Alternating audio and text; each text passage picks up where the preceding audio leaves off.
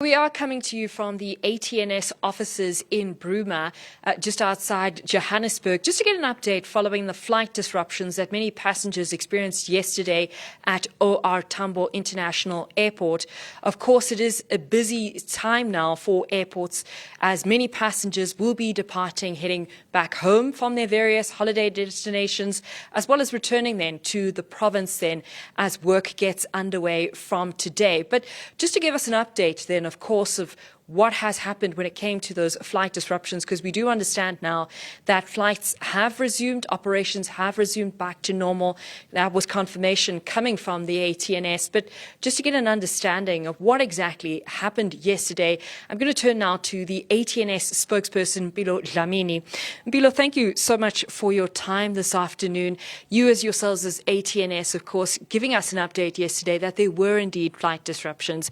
The first word we got was that there was a shortage of staff, and then some clarity that, of course, it was weather-related. Talk to us, or just give us some clarity exactly what happened at OR Tambo. Thank you so much, Nosipho. What happened yesterday is that we were hit by what I can call temporary human resource constraints in our workstation at OR Tambo International Airport Air Traffic Control Center.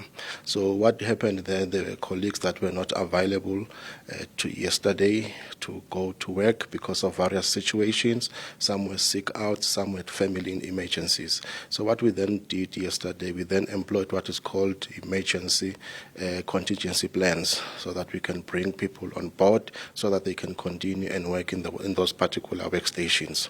Then later in the day, we were hit by a thunderstorm in the eastern part of Johannesburg that also hit OR Tambo.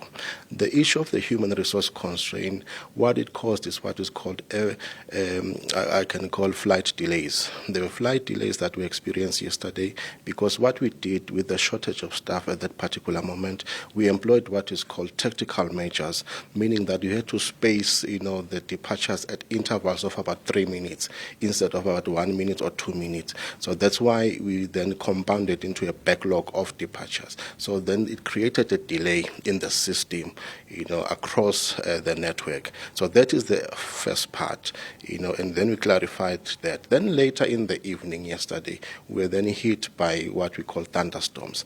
That severe weather condition caused what is called flight diversions, meaning that flights could not land at OR Tambo because of the weather conditions, and then they had to divert to other airports such as Lanseria. But today, as we speak, operations are normal. The people that were not available, we make sure that they are back working today. So the issue of the temporary resource constraint has been resolved. We are stabilizing the environment as we speak. Our focus and all our intentions today is to make sure that the environment is stabilized, and we are happy that it is getting there. In terms of going forward then, of course, passengers will want to know what is the way forward, especially as we are expecting more inclement weather. That's something that we can definitely look forward to. But what then happens next for you as the ATNS? We have got systems deployed across airports in terms of, for instance, that will manage issues of weather, like the instrument flight procedures. Those are the systems that help in terms of the weather. But then there are cases where the weather is so severe that even if we have those systems on board, aeroplanes cannot land for safety. So that one is out of our control. So the diversion element is not something that is within the control of ATNS.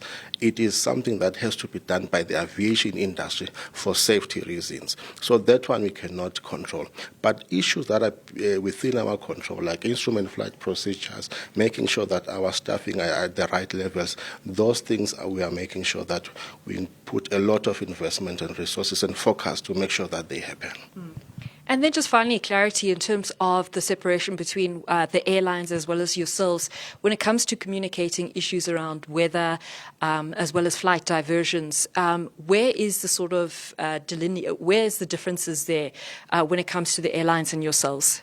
So ATNS, we are more of a service provider to the airlines, as well as the airport operators like your AXA. Then the airlines, they use our services, which is the air traffic control services. So that is the difference. We are different entities, and when we communicate differently. When we communicate as ATNS, our focus is mainly to airport operators. We communicate as well to airlines, obviously to passengers by extension. However, the responsibility to communicate with passengers lies with each and every airline because they are the customers of that particular airline. Then the airlines, they are the customers of ATNS. So that is where the difference is in terms of communication. So that is why we always engage and meet with our partners, which is the airlines and airport operators, so that all our communication is streamlined, is aligned, and it also is a responsible and constructive communication. All right, we'll leave it there. Thank you so much, Mpilo. Thank you. All right, that was Mpilo Dlamini, then the spokesperson of ATNS, just giving us some clarity and an update, of course, regarding those flight disruptions at OR Tambo yesterday, confirming again then that operations are back to normal and that the situation has been stabilized. Nosipho, Radebe, SABC News, Bruma.